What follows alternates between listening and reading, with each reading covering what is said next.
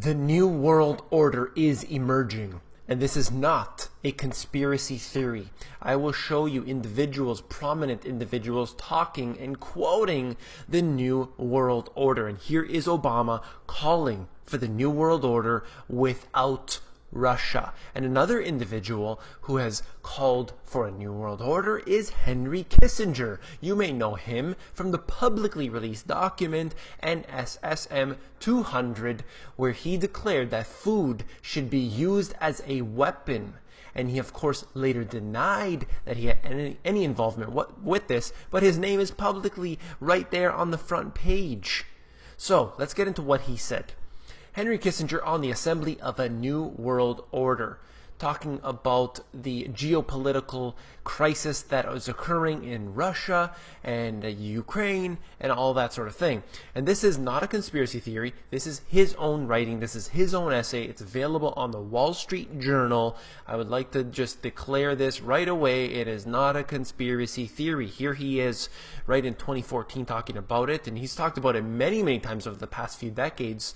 And right here, he is talking about the sense of common purpose necessary for world order. One of the things that you will find in researching the New World Order is this. They say the sense of common purpose. They always like to talk about global citizenship, global governance, and this world order. And in fact, in this one speech alone, or one essay alone, he used the word order 34 times, if I remember correctly. So he is really pushing for this, and it's been going on for so long, it's nothing new. However, you can read the article for yourself, and basically you'll find out that he talks a lot about what's happening in Russia and the Ukraine, and how this is really splitting apart the old order, and the new order will be forming from the ashes. This is of Politico, and it's a speech that Obama gave. And what he said was, part of people's concern is just that the sense around the world, the old order isn't holding, and we're not quite yet to where we need to be in terms of a new order that's based on different set of principles, on a common humanity, and that's based on economies that work for all people.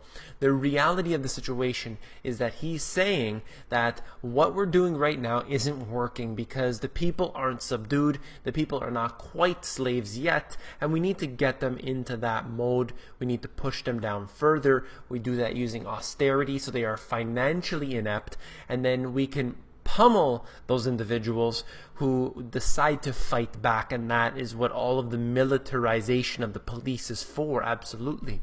Let's go on. Even Obama and West Point talked about this to the U.S. Military Academy class of 2010, talked about the creation of an international order.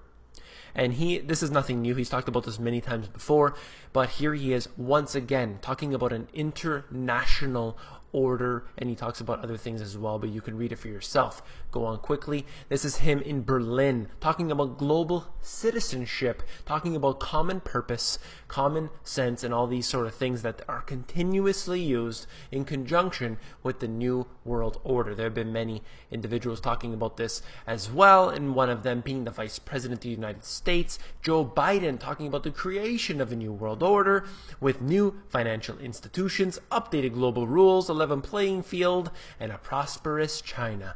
And this is absolutely going to be damning when they come out here and try to explain to the world that there is no new world order. It is a conspiracy theory, so on and so forth. I have had enough.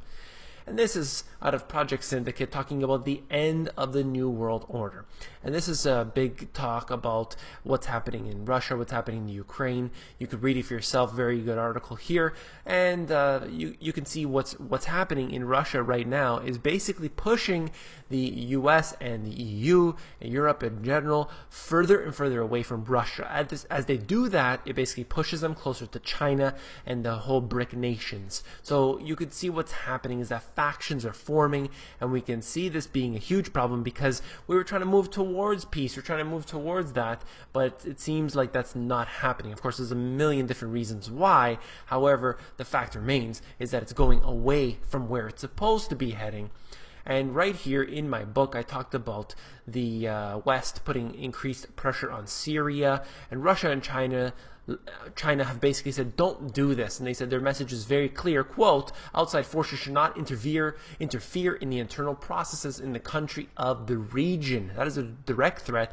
I knew this would be a huge issue, so I had to include it in the book briefly here. And then I said Russia and China have vested interest in the Middle East and Africa as business partners.